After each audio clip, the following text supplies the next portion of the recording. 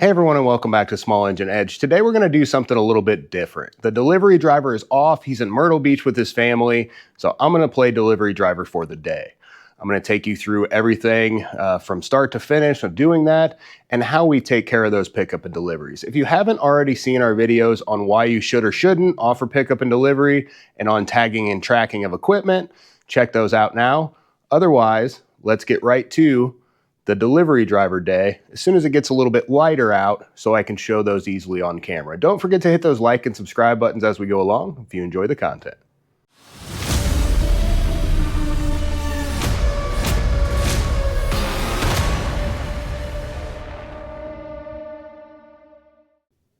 When planning out the route for the day, we basically put all of these stops into Google Maps. I used to use a program, an app on the phone called Route for Me.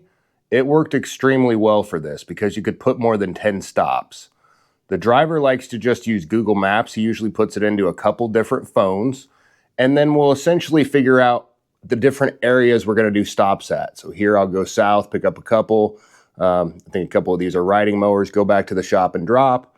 And then I'll head back out again, and I'm going to go up north and do it a separate route there, and then back to the shop again.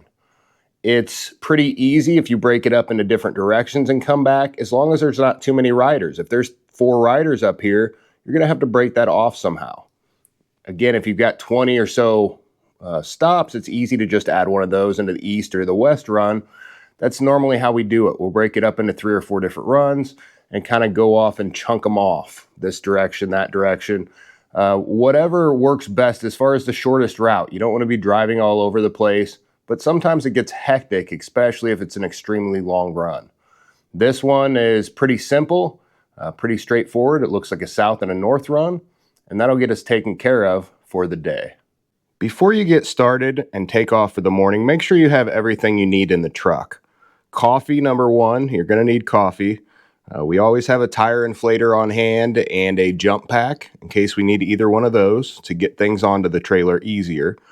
Once we get on site, we will write up whatever we're picking up, model and serial number, and we'll walk around it to take some pictures and make sure that nobody says something is broken or missing or in a different condition than what we picked it up. If we damage something, we're going to cover it, but I don't want to cover something that we did not damage. Just those couple pictures real quick, we'll make sure that you don't have to do that. When we load things, we normally set the tire up against the winch just to make sure that nothing's actually making contact with the trailer and we don't do any damage to it. We don't put mowers backwards because the hoods can flip up and off, especially on this John Deere series.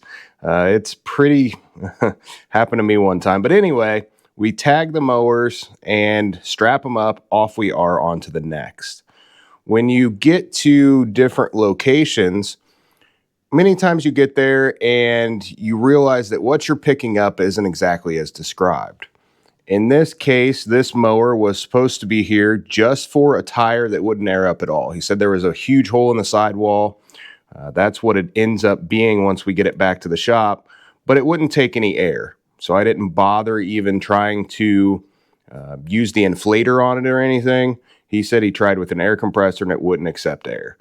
Well, it wouldn't start at all when I got there. So I did have to use the jump pack. It's a good thing I brought it. It was supposed to start, but you always want to be prepared. There's nothing worse than having to drive back to the shop 20 minutes or 10 minutes or whatever just to get a jump pack or something that you should have already had on hand. Have those on hand. When we pull the other mowers up, we want the front tire to the rear tire. That way you don't make any contact with anything that's going to get hurt. And then we strap everything forward as far as those go. When we're loading, what we're looking for is we usually try to put the tire on the winch. That way it never touches the front. It's just a tire holding towards the front. And then with the one on the back, we'll put it usually offset so the front tire of it can hit the next one. And you can load one more on the back. That way, pile any other equipment that you're picking up at the same time around them. Works out pretty well. And then basically the strap is just holding it, so everything is being pulled forward. and kind of up against that front rail. Very easy to load and unload that way. I did not worry about this tire since we are replacing it. That's what he requested. We're going to get a new tire on it.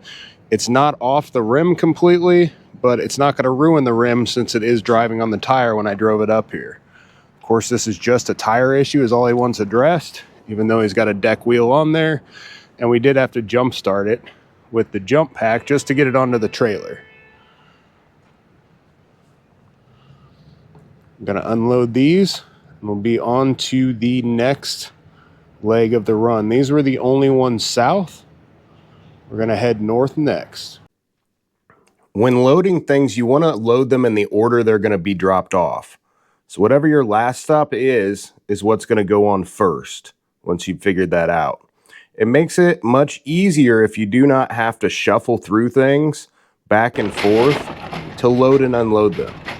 If you have something that's super heavy and it has to go on the front and you have to pull it off and everything behind it to load and unload, that's fine. But we try to avoid that as much as possible, as it just takes more time and it's more difficult. There's no reason to make it more difficult than what it is, but you still have to be able to load these things safely without damaging them and make sure that it's going to be safe to ride. Something super heavy is going to be all the way at the back and it's going to put the trailer in an unsafe position. You don't want to do it that way. You obviously want to load that in the middle right over the axle, so it's going to be easier. With the stuff we work on, it's normally not too difficult. It's normally smaller, kind of lighter stuff, but sometimes with the bigger equipment it gets kind of iffy to load things in certain places. So we will make sure that those are going to be loaded according to where they should be. When we go to drop off, people will request that you put them in very specific areas sometimes. This one here wanted them up front, all the way to the right of the driveway up against the garage. People are kind of weird about equipment sitting outside sometimes, so you really want to make sure that you put them in the right direction. That has been one of the biggest complaints at points, is that when we don't relay that information to the driver and the driver drops it somewhere where he feels safe. They'll call, hey, you haven't dropped off my mower yet. Well, yeah, it's there. It's on the side of the house. Well, that's not where I told you to put it. Be very particular about that, because otherwise people are just strange sometimes, especially with deliveries like this. Always want to double check serial numbers, make sure everything's good, and then snap a few pictures just so you can prove what kind of condition it was in, should anybody question or ask.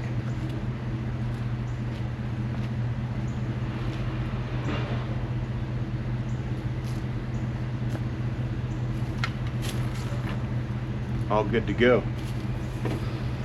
Pictures at delivery is also a must, because if they claim that something is different than when you picked it up, you know exactly how it looks with the pickup picture, but you don't have a delivery picture. It also gives you an idea of exactly where it was left if they call questioning it later. This one here requested it be put on the porch. So that's exactly where I put it. I put it up on the porch there. We always put the invoice with it, with what we're dropping off. Right there at the front porch is where he wanted that one. All good there. On to the next.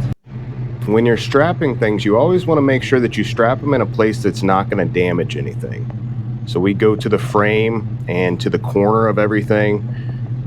That way it doesn't do any damage. And we pull everything up to the front. Little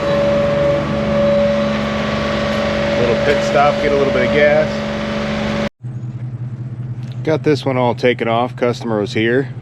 Thought I was going to talk to him and they were going to put it in the garage, but said just leave it here. We always leave the invoice just on the side. One of the funny things I saw as I'm going to drop this one off is that the house right down the road here actually has our tags on the two snow blowers, or the one snow blower and the mower right over there. I could see the tags on the snow blower as I was driving by. It doesn't look like we fixed it. We'll possibly fix the Craftsman, or maybe we didn't fix either, who knows. Just interesting, just a couple doors down. We see that quite a bit from the referrals and stuff we get. This one here, they want dropped in the backyard.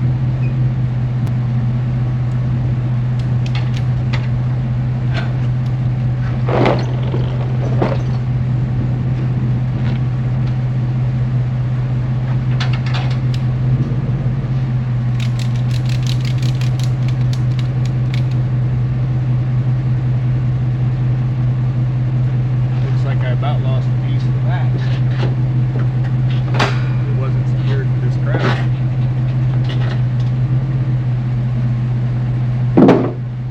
In this case, the customer wanted their mower dropped around back on the right hand side if you were facing outward from the garage. So that's where we end up putting it. Again, with the invoice, you can put that invoice normally under the back flap, or the side chute is where I like to put it so it doesn't blow away. But put it somewhere where it's going to be obvious that it's there. Customer out greeted me on this one, so it's a good thing though that we take before and after pictures just to make sure everything's there. Otherwise you end up in a situation where you can lose that piece and not know that it was you that lost it. Here I was doing an aerial footage of the pickup, and the drone decided to stop recording right as I got it into position. Well, we made it back. Last stop of the day.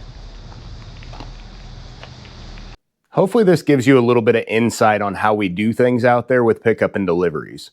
With customers, we don't do delivery times. We do delivery days. We'll say we're going to be there on Monday, or we're going to be there on Tuesday. We don't say, hey, we're going to be there at 12:30 on Wednesday. It's very difficult to do once you get over a couple different deliveries. When you're doing those and somebody's late, or if it's a hard pickup where it takes you a little bit of time, that throws off the rest of your whole day if you're doing time. So I recommend, what I tell customers are usually like, okay, what time are you going to be here? Well, I'm not sure exactly when. We just kind of do them as the route takes us. And we don't really know until the time in the morning when we set up our route, once we know exactly what we're going to do. Do you have a place that you feel comfortable leaving them out at?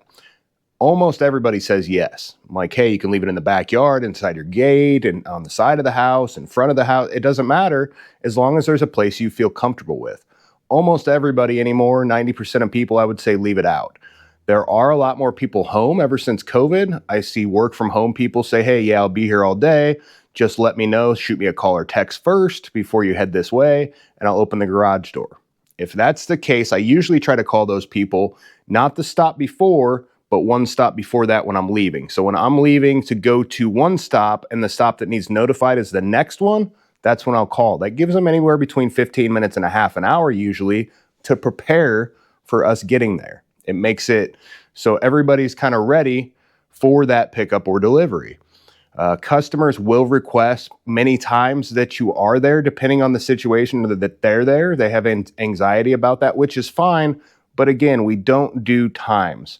We may set up one time frame and say, hey, yeah, we'll be there in the morning for you if it's a very specific case, but we usually will only do that with one customer. That way we can plan the rest of the routes against it. It's pretty simple when you're only doing 4, 6, 8 pickup and deliveries, but once you get into 10 to 20 deliveries, some days we have 25 during the spring and the summer. It's almost impossible to give somebody a time frame. So we really try to stay away from that. And it saves you a bunch of time too if you don't have to talk to those customers while they're there. Get all the information beforehand, and then when you show up, all you have to do is load and go. There's no waiting on the customer to pull things out or to get their shoes on or to write a check. It's already all set up as far as payment goes.